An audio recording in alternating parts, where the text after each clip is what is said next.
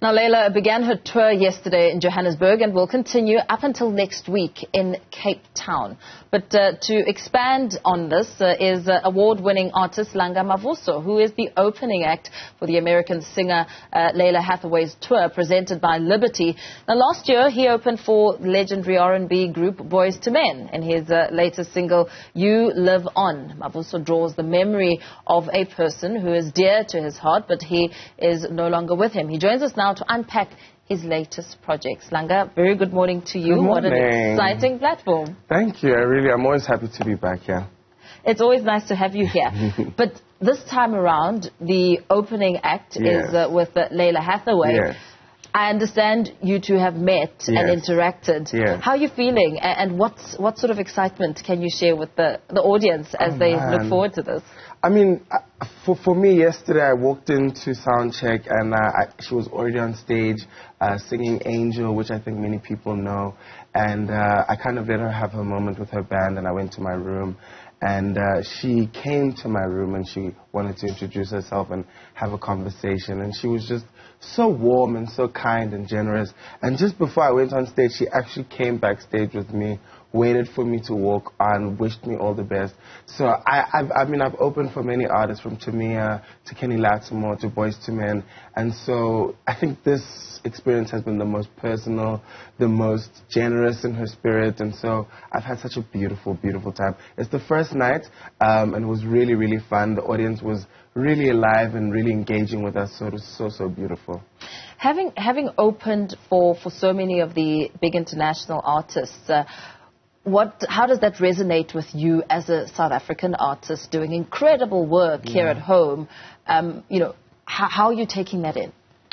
Oh man, I think when the year before started, I had written down in my vision board that I want to play arenas, I had no idea how it's going to happen as an R&B artist in South Africa.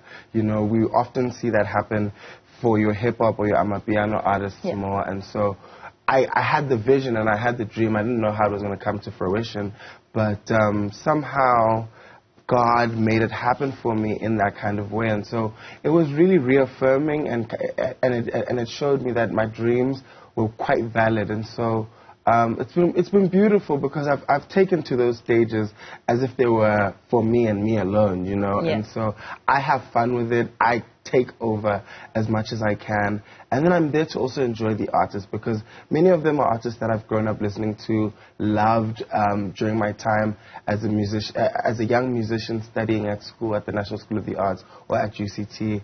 And so when I'm with Lalah, I think about my times in the music library at UCT. When I was with Boyz II Men, I thought of myself as a kid at Deep Kloof with my gran, and it was playing in the background. And so all of those memories just keep coming back in these times, and it's very affirming. I really, really appreciate them. That's really powerful. Your urban soul music of genre was quite complementary to Lalah's style of singing. How did that formation feel, and really perhaps sort of looking at the audience and getting the reaction and having to do it over the next couple of nights? I think for me, when I approach each show, I kind of make an arrangement that accommodates the kind of audience that will be there, but also introduces me to them. And so I know that the Lalah audience is quite different to a Tamia audience or to any other artist audience. And so when I do craft the set list with my band, I spend a lot of time thinking about what are we trying to say, what kind of intro are we trying to give. And so last night was really about showing the soulfulness and the vulnerability, because I feel that she's all about that, but also she's all about love songs, and I'm all about love songs, which was a beautiful marriage. You're all about love songs? Yes. Talk to us about your latest single.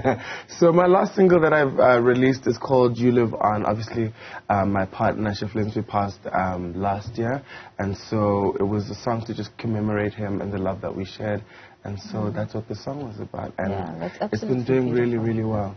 And condolences. But music in itself is so spiritual when it comes to the healing and mending and revitalizing someone's soul. That journey of writing, how are you healing?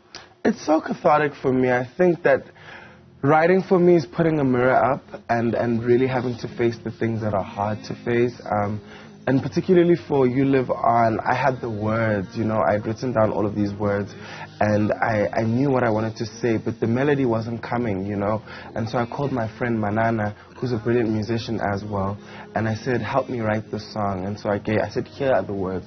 This is what I'm trying to say. I want to write a song that is hopeful and that is of acceptance, you know, after grief. And so we wrote this song, and we crafted such a beautiful story of acceptance, of remembering, but also of hopefulness that restoration is possible.